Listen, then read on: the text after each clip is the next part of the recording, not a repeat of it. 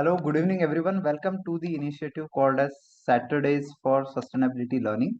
And here it's a discussion forum where we come together and we discuss sustainability issues, different issues on different days to understand it in a systematic manner. And the goal is to understand holistic understanding of the topic. So that's why we connect over here. So this group is a mastermind group, a discussion group. So it's not someone expert is speaking. So all are learners, all are experts. So that is what we have in common, and we all have passion to learn more about sustainability or ESG, and that's how contribute to this sector. So the concept of mastermind group is not new. That has been proposed by Napoleon Hill, if you know about it. So that the famous book Think and Grow Rich, it's there. So this group is also a mastermind group where we have peer-to-peer mentoring. We help our members to solve the problems, to understand the concepts in a better way. And the expectation is a concept of synergy where 1 plus 1 doesn't equal to only 2. There are infinite possibilities for that, right? So when two minds come together, there is a lot of more potential there. So we also would like to generate that potential through this discussion group, and that's open discussion for all to come together to achieve these four outcomes that we envision. First is learning new concept every week, and the reason being sustainability is such a dynamic field that no one person can have all the updates, all the information about sustainability topics. So it's good to connect once every week to devote 1 hour of time, right? And second is networking with fellow professionals to connect with each other, to know about how their experiences are different from ours. So different educational background, different geographical background, different sectoral organizations. So it's wonderful to learn from each other. Third is exploring the opportunities in terms of career or learning. And the fourth is thought leadership to lead the sustainability discussions, understanding it properly, and to lead this evolving sustainability field. So these are the four outcomes with which we are connecting we are connecting for this Saturday session, and we firmly believe that best way to learn is discussion and question and answers. So it's a request for all of you. Please feel free to ask questions. Please feel free to jump in if you have something to share about the topic. Please go ahead and do that. We would love to learn from you as well. Okay. All right. So how do we do every Saturday 7 p.m. about 60 minutes? So you might have registered through this Google form, and that's how you might have received the calendar invite, or if you have joined from any link that is shared on external other WhatsApp groups. So you feel free to register over here, and you will only get emails regarding this initiative. Okay. All right. So with this short introduction, let us start with today's topic. It was double materiality, right? So this is week 32 for us. We have started from 1st of July 2023, and it's a 32nd week for us for the learning. All right. So let's start today's topic. I'll just quickly share my screen. Okay. And as I told you at the start, okay, so this is a group where we are learning together. So please feel free, and I would require your support for today's topic, because I would question you regarding your opinions. Okay, so please feel free to share. So I hope you can see on the screen, this is agenda for today. I'll share one example of materiality. We will try to understand it with different examples so that we can all can correlate with that. Okay, just a minute. I'll just share my screen again. Just a minute. Yes, I hope you can see the screen. Okay. Yes. So Yeah, first thing, yeah, thanks. So first is example, then we will see why double materiality in sustainability reporting is important, basics of it, and then GRI report on materiality. We will read that short report and then discussion, question and answers. But in between also, if you feel like you can add something, please go ahead, raise your hands, and please uh, let us know. Okay. So before starting this session, let me ask this question. How many of you are parents? If you can just raise your hand or unmute and let me know. Okay, so I got one, two hands over here. Three, okay, all right. Okay, what about others? You can unmute and speak as well, okay? Yes, yes. Okay, perfect. So we will try to understand this concept with different way. Okay, so I'm just trying to do that. This is the first time I'm explaining this concept with this way. So please feel free to let me know. Okay, so I guess most of us, let's say, we have seen children, right? Or in our childhood, we have seen our parents. Perfect. So I'll give one example. What is the intent of parent? Okay, and I hope you all can agree that parent is interested in child's well-being, right? So care about how the money is spent and wants of child to make responsible decisions for child. I hope you all can agree, right? And as a child, we take an example that a child is receiving some monthly allowance. Okay, so this is a case where parent is giving money every month. Monthly allowance is given, and the system is all the expenses of the child are paid by child only. Okay, then for the spending there is parental approval required, and in this case we have taken mother's approval, and let's say yearly there is audit from the father. I hope this makes sense, right? Yes, is it okay till this time? Perfect. Okay, great. So now it is a scenario. Let's understand as a parent what are the different important things for our child, right? So I have listed some of the things: education, health, entertainment. Some games, I have taken one example as a cricket. You can take hockey or any other game. Then there are a few other things as well. And if we plot it on the significance versus impact matrix, right? Education, and I hope you will agree that child can spend money on different things. But as a parent, you will expect that child will pay for these things which are more important for the child, and as a parent these are important things for you also, right? So and if we allow the child to spend, okay, the expectation is child will align spending decision with parents values, right? And the child not only manages their money responsibly but also fosters trust and demonstrates consideration for parents priorities. So I hope you all can agree on this. There are n number of ways that we have, let's say, a child can spend money on, right? So it may be education, it may be traveling, let's say, for learning, or it may be a traveling for, let's say, for leisure activities, or it's just want to go out with friends, right? There may be some other activities like going to casino, or maybe some addictions. But as a parent, I guess you don't want your child to spend money on this. Sometimes it is required foreign trip, but that is case specific. But for most of the cases, I guess this is the priority that as a parent we will have, right? Now, to understand the double materiality or materiality, we can take this example. We can replace the parent with investor or stakeholder, or child by organization. In a similar way, if you can just read this, a stakeholder is interested in organization's well-being, right?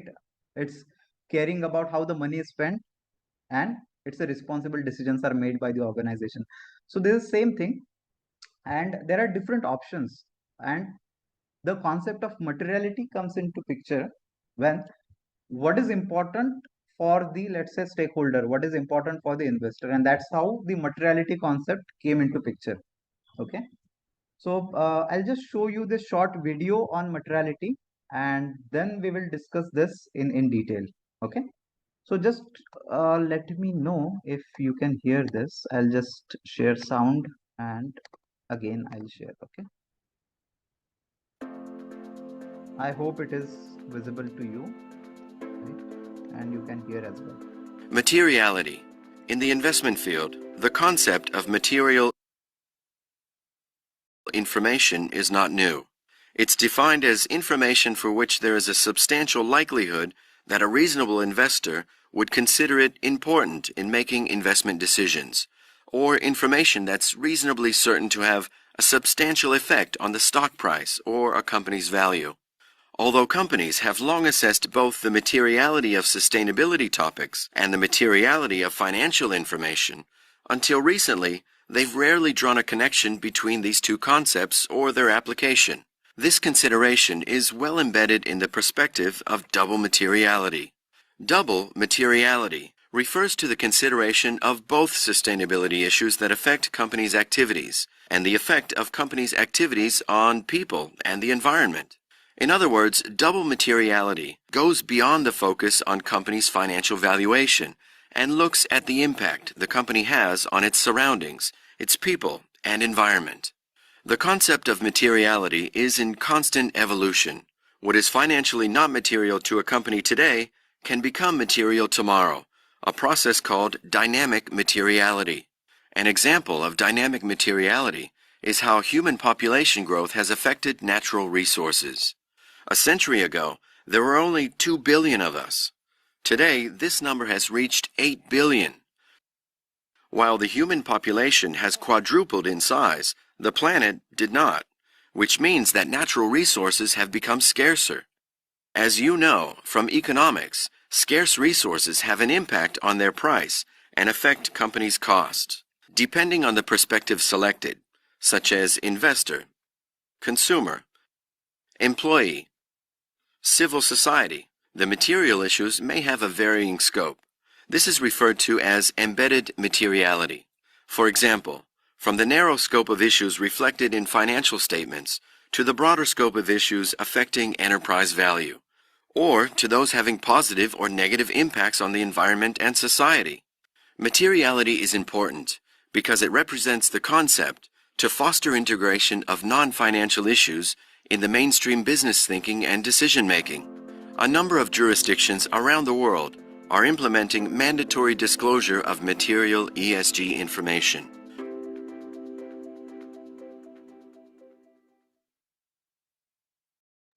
Yeah, so this was one video from EDS for website from their YouTube channel, but I really liked how they explained this concept. Okay. Yes. So next question comes is, what is the issue with organizations and what this materiality, the concept of materiality and double materiality is solving that issue. Okay. So first issue is, and it's a major issue for all organizations. The question is working for sustainability. Okay. I'll just take pointer. Okay. Yeah. So working for sustainability.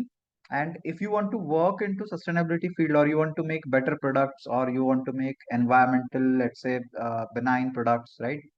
Products or services means designing better. So some investment in designing is required or infrastructure changes are required, maybe solar or wind or whatever renewable energy sources that you want to take. Training and awareness is required, right? So all these required some working by the organization that requires monetary support, so a lesser profit will be there. So somehow the bottom line of the organization will get affected. So reason, then the question comes, why any organization should work on it? And if they want to work, even the leadership, let's say, want to work, or if any person, any working professional over there want to work, then how they can present this case to the management or to the finance for approval? So that is one really big question for all the organizations. And materiality, the concept of materiality will try to solve this issue. Okay, and I hope you all can agree this is a problem with all of us also, right? So if you want to present something, cost benefit analysis or the payback period, what how soon that investment will pay back for the organization. So financial consideration comes into picture, and if somehow that that investment is not somehow helping us to improve our top line or bottom line, then somehow we are booking it under cost center, right? So it is not beneficial for us. Somehow we are reducing our profits, right? Then how to address this? Because only one consideration was there, the financial materiality or what is material for the organization, right? So materiality is nothing but I'll just reiterate the point that we have just seen into video also. Materiality means what is important. Okay, so in financial materiality, how let's say changing in business scenario, changing in world, how that is impacting the profit of the company. So that is single materiality that we have already in picture, already in implementation. But second is how our organizations working is impacting, let's say, the environment or society. So if we are considering that, then that is called as impact materiality. And understanding these two together is called as double materiality. Okay. So I'll just read from this infographic that you can see. Financial materiality, it's information on economic value creation at the level of reporting company for the benefit of investors or shareholders. And impact materiality, on the other hand, is information on the reporting company's impact on the economy, environment, and the people for the benefit of multiple stakeholders such as investors, employees, customers, suppliers, and local communities. So again, this is helpful in a way. Any sustainability initiative, most of the time, it should make sense for financial materiality or financial benefit in the short term. But most of the time, it happens that these are the issues that you are solving at root cause, or you are investing it so that in future, let's say down the line in 10, 15, 20 years, you will get the benefit. Or sometime it's not beneficial, but it's important for the environment or the people for whom you are working, for your stakeholders. Then it becomes important for the organization to take impact materiality also with that seriousness. And that's why double materiality is essential. Okay. uh, I'll just try to understand it with one different way. Okay. So in financial terms, let's say, as you can see in the left graph, okay, so we have just plotted on x-axis risk or opportunity, on y-axis return on investment. It makes sense for organizations to invest in whatever project where risk is more or opportunity is more and return on investment is quicker, right? So it's better in terms of ROI. So you can, on y-axis, it's better as we go top, as we increase it. Okay. So it makes sense that most of your resources should go to this quadrant where opportunity is bigger for profit maybe, and ROI is also better over there. And for others, you can see if opportunity is more or risk of losing out customer or the compliance is there, then definitely you will prefer that higher opportunity, higher risk, but lesser ROI. And then in this way, the percentage might change, but just to understand it, this makes sense for the organization, right? But ultimately, sustainability is something, on the right hand side, you can see these are the problems with respect to time and space. So most of the time, all organizations will focus on just immediate time period. So maybe 6 months, 1 year, or 2 years at the max. And the space also, they will also they'll only focus on their own company, right?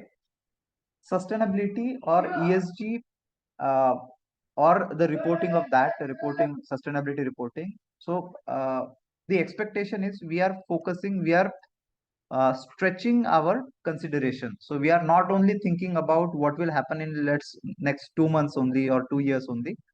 We want to see that for the long term, we are doing good for the society, we are doing for the good for the environment. And that's how extending in time and space, this is something we should invest. And double materiality helps us to take into consideration of these points as well, right? So this is one different approach that I feel we can take to understand double materiality. And it's about risk assessment, or I have also taken FMEA, that is failure mode effect analysis. So you might think that it is not relevant at as much, but the concept that I want to share over here is, in failure mode effect analysis or the risk assessment, we are also trying to gauge what are the different ways, which are the different parameter which are most important for us and which we can focus. Most of the time, FMEA is done for a single product or single process. But when it comes to double materiality, in a similar way, we want to understand what are the risks, what are the issues that are important for us, which are most important for us, which we can take, we can focus on, and we can improve the processes. So I find this little similarity between these three things that you can see on the screen. Okay. So now what I'll do, I'll just share one report with you all. Okay. And we'll try to understand from that about double materiality. Okay. So this is one report. It's GRI's report on the materiality madness, why definitions matter. Okay. So I have highlighted a couple of important points over here. I'll just quickly read that, and then we can discuss about the today's topic. Okay. So I hope you can see the screen, right? Uh, can you please quickly confirm? I hope you can see the PDF file, right? Yes, yes, yes, yes. Yes, perfect, perfect. Thanks. So this is one report. I'll read that. Materiality is a key concept in the world of reporting and plays a part both in the preparation of the disclosures and their verification by an auditor. Materiality is used to filter in the information that is or should be relevant to users. So it's a simple concept of materiality. What is material means what is important for me, right? So particular information is considered material or relevant if it could influence the decision making of stakeholders in respect of the reporting company. Because when we are talking about sustainability, or the ESG reporting, there will be n number of things, right? So we might get lost into means taking into a lot of information at the same time, and we are also confused which is important for the organization or where we should focus. So their concept of materiality means what is important, what is relevant for the organization, and for that context, you can choose from that. And as uh, it's subject to interpretation. It's not a clear cut concept that for one organization these are the materiality topics, materiality issue, and it would be same for other organization. It is very case to case basis, and that's why it's subject to interpretation. Okay. And therefore the importance of stakeholders and the importance of process, how we are arriving at that point, right? That becomes important.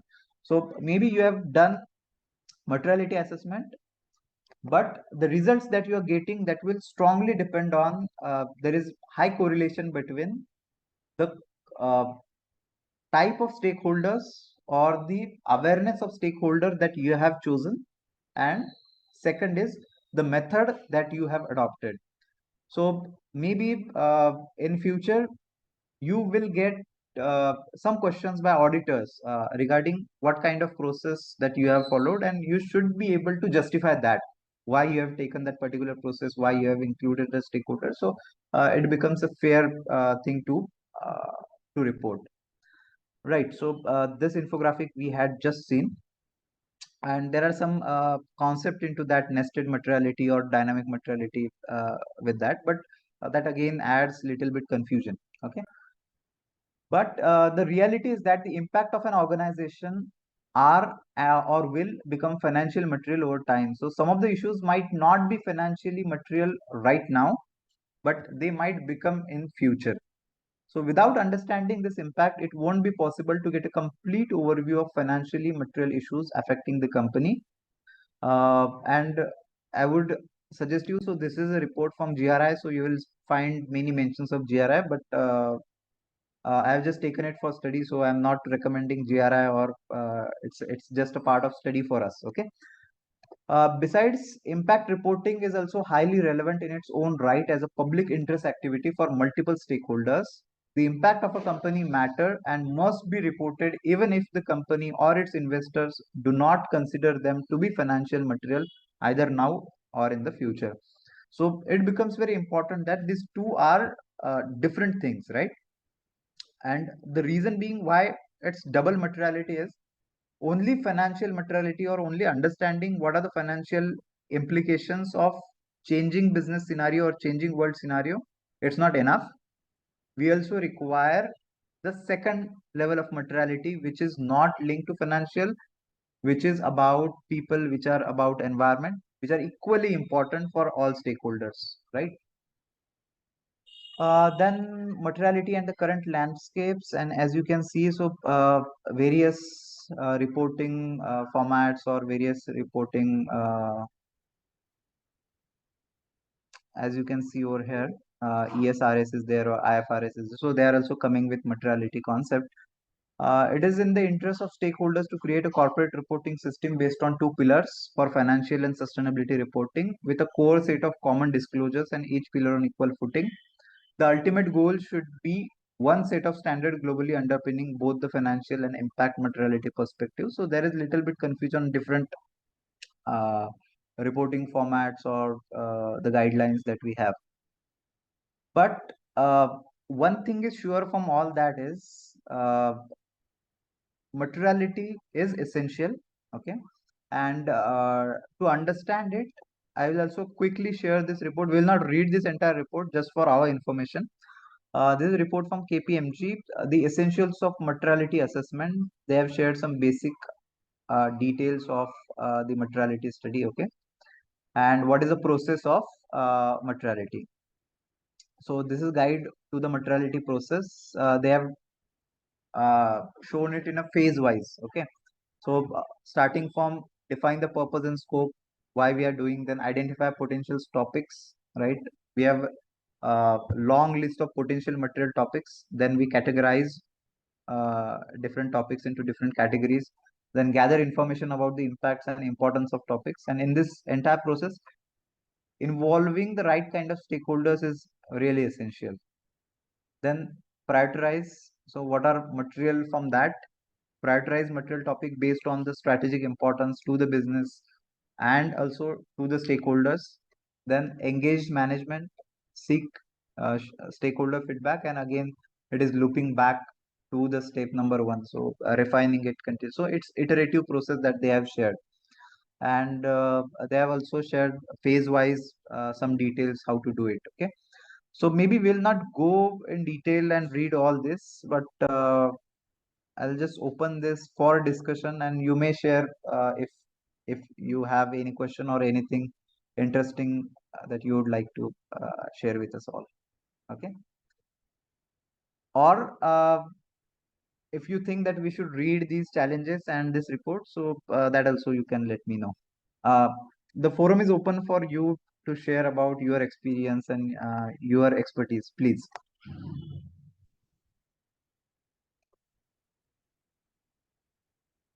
Yes, Punita, please. Yeah, hi Dhananjay. Thanks for the insights into materiality. So I had just had a couple of queries because I've been into financial risk assessment Mhm, when Sarbanes-Oxley and those times came. So we used to have this risk matrix, mhm. and there used to be impact likelihood rating also, which we do for risk. So is it similar to that, or is it something different? Okay. So anybody would like to answer this question, please, you can. If you would like to answer, please.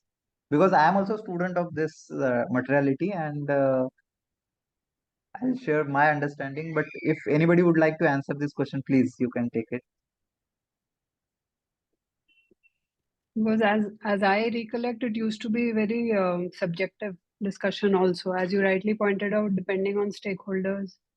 Yeah. The whole heat matrix can be very different and their Yes. level of understanding. Yes. Yeah. So to answer your question, so what I have, I might have limited understanding, but what I know about it, financial materiality has been into practice for financial organizations, financial maybe departments or maybe organizations which are into financial sector like banks or insurance. Like they have already risk assessment and how to manage that risk, right? And the double materiality is the same thing. Means what I see is it's the same thing. Only the reason that we have discussed at the start, why it was introduced is it's difficult to convince all the people that look, this is important issue and we should work on it, right? So though we understand that intuitively or emotionally, but to make that sense financially, that's one of the requirement that we came up with this reporting, and that's why double materiality came into picture. So how I envision this is there might be n number of topics that are important for the organization and everyone's perspective would be different.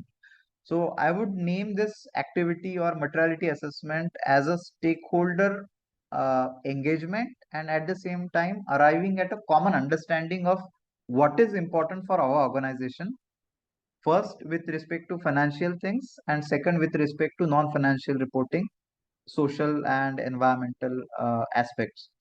And from these points, pick up the most important action item for us to guide us, have our goals to guide us, have our strategy for our, let's say, for immediate future, and at the same time for long term future.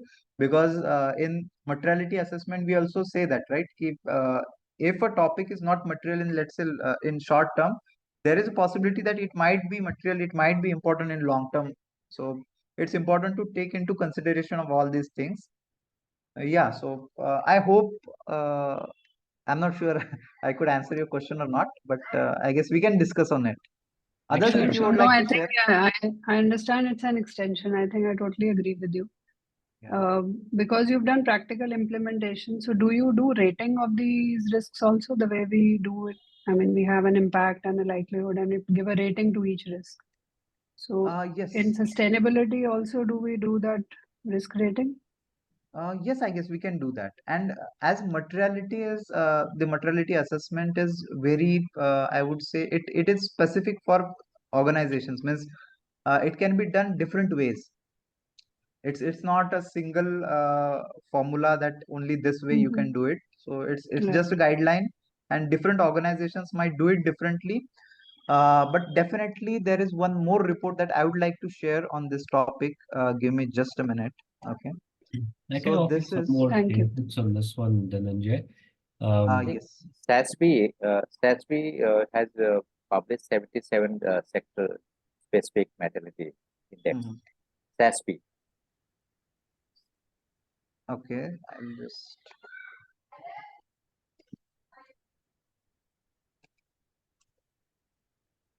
Sorry, what you're saying? Saying SASB, Mm-hmm. SASB is standard because SASB is the standard setting organization that provided that 77 industry specific mortality assessment index. Mm-hmm. SASB. Okay, I'll just do one thing. I'll share my screen and we'll just see it Yeah, live. Just a minute, okay? So, SASB standards 77 industry specific, yeah, double materiality. yeah, mortality. Yeah. That is what you are saying, right? Yes, yes, yes. Okay, we'll just see it live. Just a minute.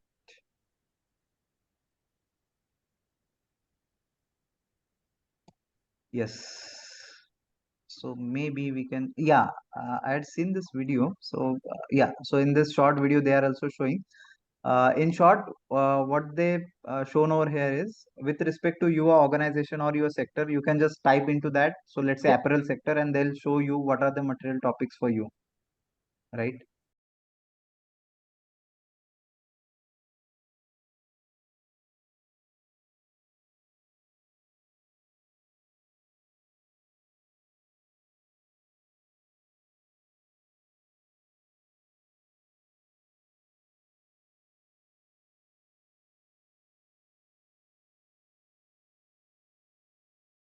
Yeah, industry specific view you can get. Yeah, yeah. But there is one thing that I would like to share over here is for materiality assessment, there are two drivers. Okay. So first driver is your business and your stakeholders. Means you really want to understand what are the issues that are important for your organization and how you can become foolproof with the, let's say, the challenges that will come with respect to business, changing business scenario. That is the first way. So driver is internal. You want to better your processes so that you are more adaptable to the changes that are coming. And second is with the reporting formats or the disclosures that you have. So these are the mandatory requirements.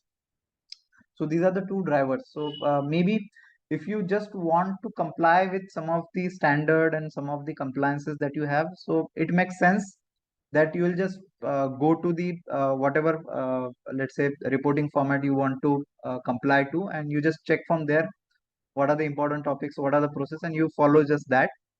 Or uh, on the other hand, you can just do it materiality assessment, and then you can check, okay, for your internal process how to set that process right. So these are just two drivers, but ultimately the process, I guess, will look like more or less same. Yeah, Dhananjay, something to offer here. Oh, yeah. So this is Yes, a very Manish. interesting thing, the SASB materiality finder, because what sometimes I've seen it being used for is to create the initial guidance. Because if you start from scratch to do the materiality assessment, it can be a very long drawn process. So Right. many companies use this as a starting point to say, okay, I understand where my peers' materiality assessment is. Now let me go assess based on what I think my people want to do, right? And that's a very important point. I think Punita may have been hinting on that. In some companies, you will find that you may ignore the materiality assessment of the industry and you will go with your own materiality priority because you want to make sure that your employees are willing to buy into the change process. You don't want to impose on them a certain materiality assessment. So that's why you still do your own materiality assessment, but Right. with the guidance from this standards materiality finder. Yes. I mean, at least I have seen that in practice. Yeah, MSCI is also providing similar kind of industry specific materiality assessment. If you just put the industry name, they will give the list of metrics. You can choose the initial level baseline discussion, and then you can have a detailed assessment on particular So metrics. SASB and which other did you say? MSCI, MSCI. Okay, Morgan MSCI. Stanley. Yeah, Yeah. MSCI, right? yeah, yes. Okay, we'll just check that as well. You just type double materiality.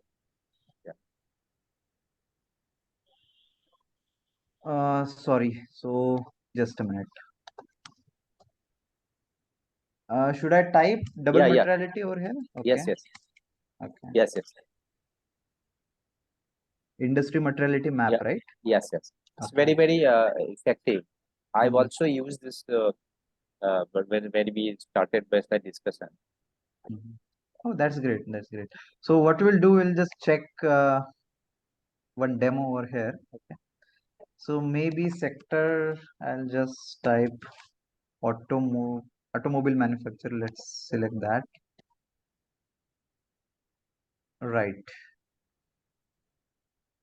So it is showing ESG. What are the important issues over here? And we'll just check one. Okay. Product carbon footprint. Average weight is 15.7. Let's see.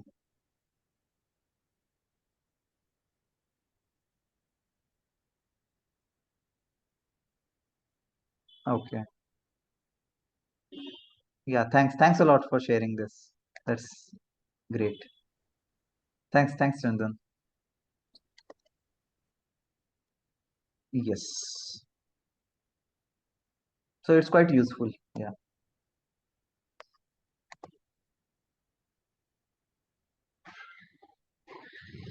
Yes, and thanks a lot, Gautam. Gautam has also shared SASB, MSCI, and S&P Global Yearbook. Okay, so we'll just check S&P Global Yearbook as well.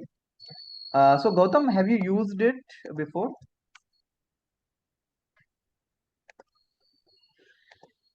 We'll just check over here what they are saying about materiality assessment. Let me know if you can share, if you can see, or just we need to go to yearbook overview.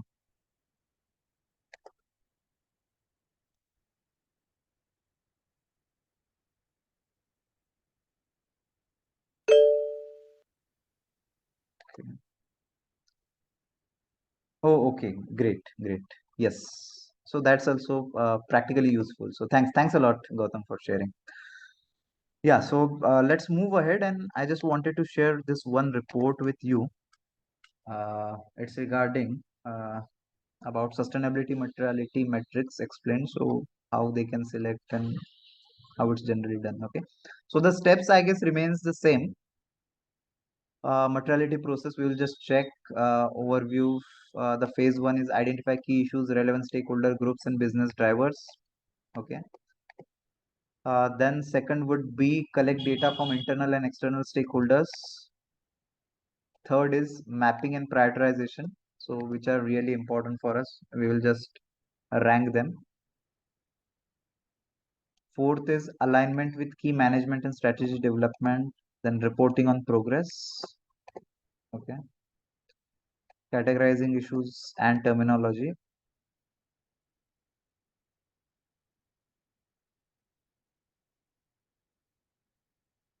Yes, and the importance of terminology is, as I guess Manish was sharing the point, right? So many time it happens that your organization is working also on the same thing.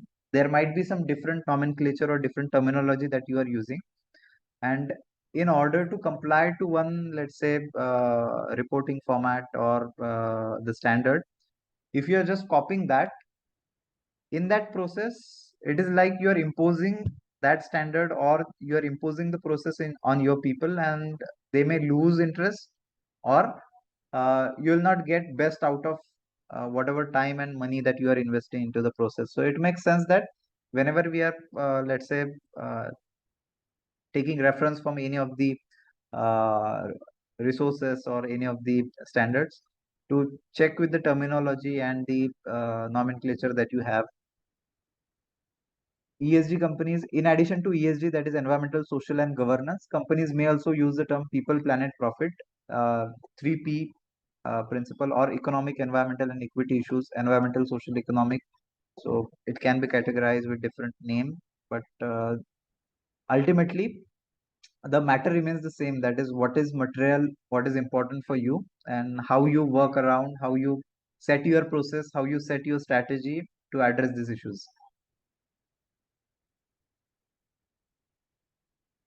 Yes.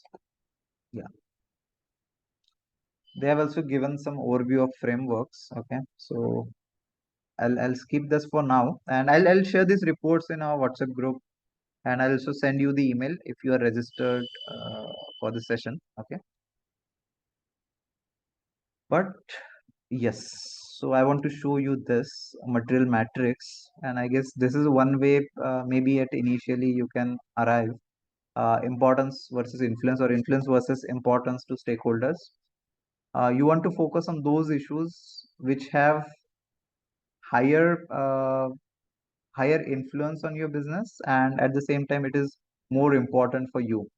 So maybe focusing on this top right, high on influence on business and high on importance to the stakeholders. So whatever is over here, uh, it is material for you, and maybe you can devote more of your resources on addressing these issues, providing solutions to these problems.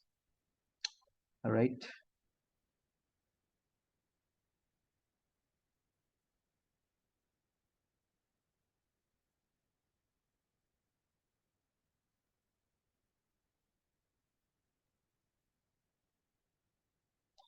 Yes, so that's it from my side. Now it's open for discussion. Please, anybody would like to share, please, you can.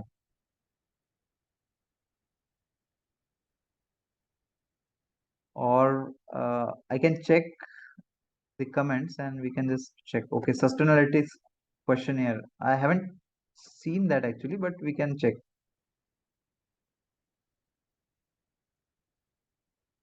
Yes, I can see some interesting comments. Okay, so yes.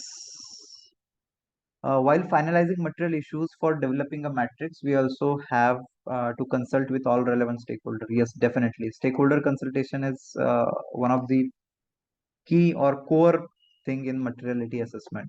Yes, definitely. I'll just check sustainalytics questionnaire for double materiality. Okay. I don't have it on my system, so I'll just check with Google. Meanwhile, if you'd like to share anything, please go ahead. I have one question. How it is different from SWOT analysis, SWOT? Some financial industries does after mega trend analysis, they does SWOT analysis, SWOT, strength, weakness, opportunity, and threat. Right. So, is it the part of the materiality assessment, or is it different exercise altogether? SWOT. Yes, yes, yes. Can I take this question Yes, here? yes, please, Yeah. please, please. See, the basic concept of a materiality matrix is, typically there are hundreds of sustainability topics basically. So these all the hundreds of topics are not relevant to any organization because depending upon the geographical location of our organization or depending upon the sector, depending upon size, these sustainability topics are the relevant topics. They vary. So depending upon our situation, we identify these material topics. For this, basically, we look at SASB's relevant topics. Also, we see what are the regulations in which our organization is present, say in which geography we are present, and what are the relevant regulations for our sector. That's the other area, and what are our competitors doing with respect to their materiality. Considering these all factors, we identify our materiality topics. Once we have these topics, then we have a consultation with our stakeholders, say the business heads of say from HR or finance group or procurement. And considering all this, we come down to have a 25 to 30 material topics. Once we have the 25 to 30 topics, then we develop the matrix, basically.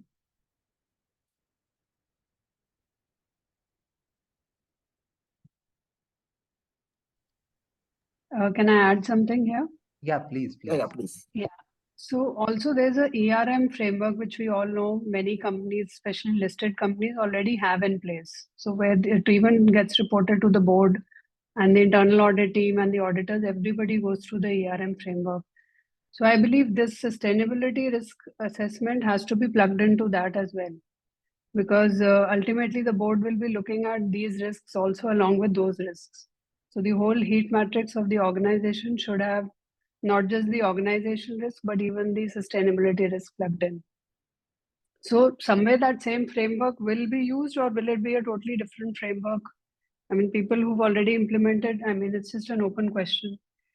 Because the ERM frameworks are already developed in organizations and sustainability frameworks are just coming in. So I think how does it ERM work is, when we report? I think ERM is sufficient because in to provide this solution, it's a COSO framework. I guess COSO. Yes, yeah, It's sufficient. I think it's there is a 5 segment there: objectives, the standard settings, everything, the reporting, disclosure, everything.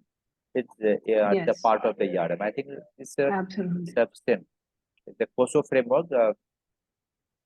Yeah, because a lot of organizations Yeah, already have, like I have also Yeah. implemented this in companies. So now when ESG heads are implementing, I believe there's a lot of correlation between the two. I mean, the two can merge finally for an organization instead of sitting under the separately. COSO framework, it's already one item is disclosure and reporting. That is Mhm. mentioned that the mega trend analysis, SWOT analysis, materiality assessment. Right. It's a part of, it's a subset of materiality. But if you are doing ERM, that's sufficient. Materiality is Yeah, but already within inside. ERM, yeah, rightly Yeah, said. within Within ERM, yeah. ERM, yeah. We'll have sustainability risks also plugged in. Yes. Yeah. Okay. Yeah, thanks a lot for adding that. That's great. So just for understanding of all, I'm just sharing the ERM on the screen.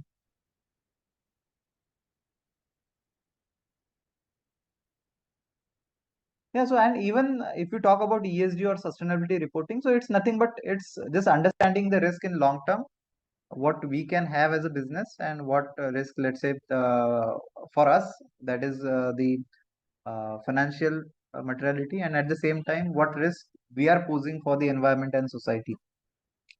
So it just viewing the problem with different perspective.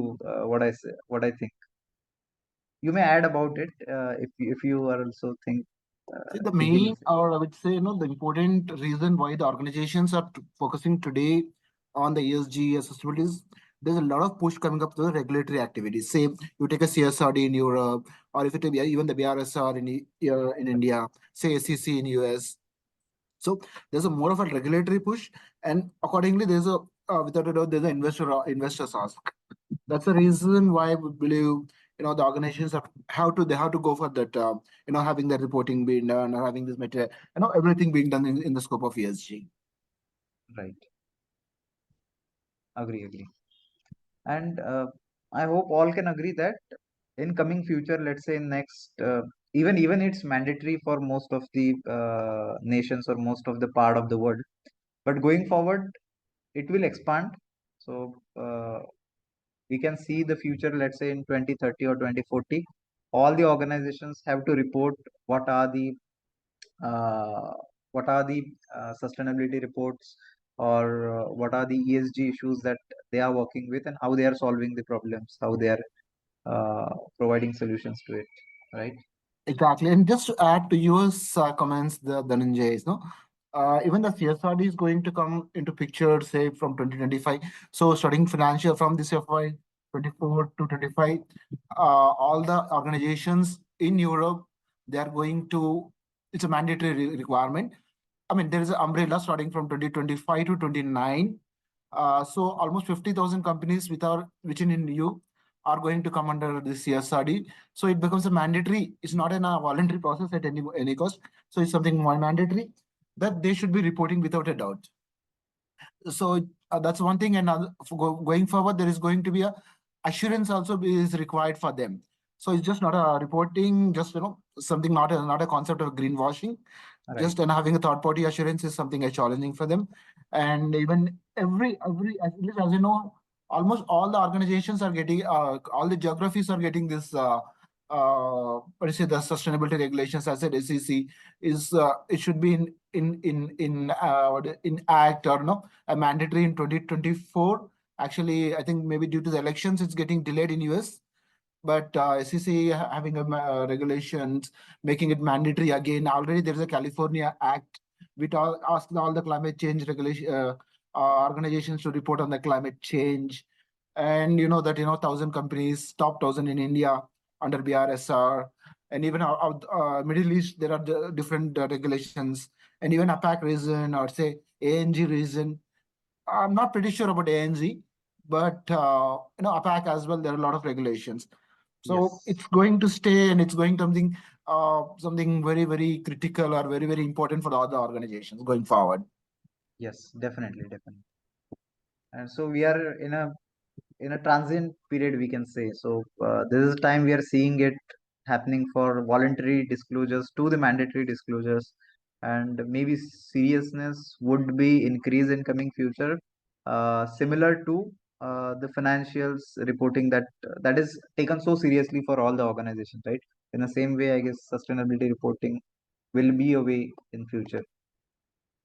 So I'm just showing on screen. So this is CSRD in Europe. So they have this directive in the year 2022, as you can see on the screen. Okay. So for all the European Union, so this is mandatory under CSRD.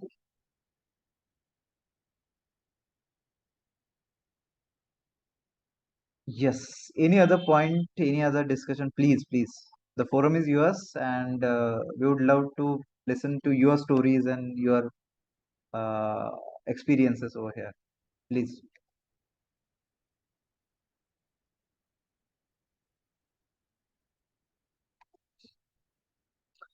Yeah, and one more suggestion that we had in chat. So it was regarding Sustainalytics questionnaire. So I also found this as a useful. So I'm just sharing. The ESG risk rating, frequently asked question, FAQs are there. Okay, so I guess this is also interesting. Just wanted to share with you all. Okay, they have 5 risk categories: ESG risk ratings: negligible, low, medium, high, and severe. Risk rating score. So this is a way.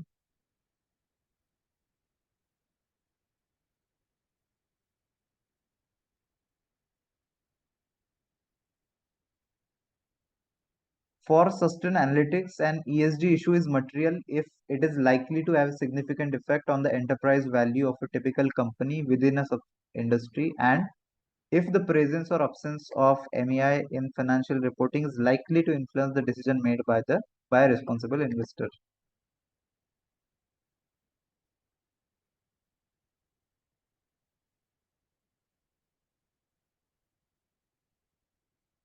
managed risk, unmanaged risk over here, exposure management, unmanaged risk. Okay.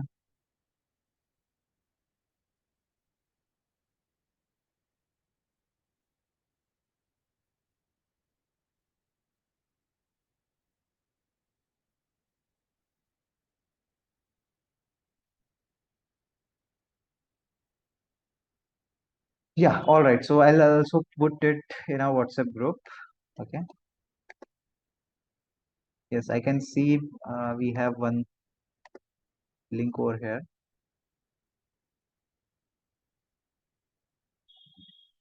Yes.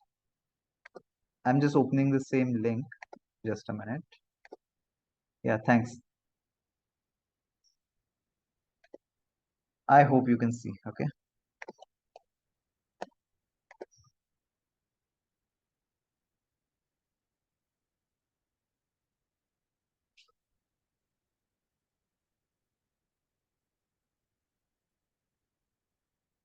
Yeah, so it's about KPMG.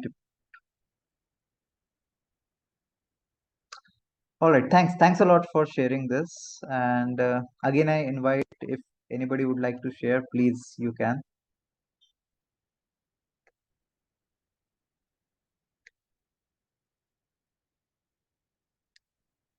It's open invitation for all. If you'd like to share anything, please go ahead.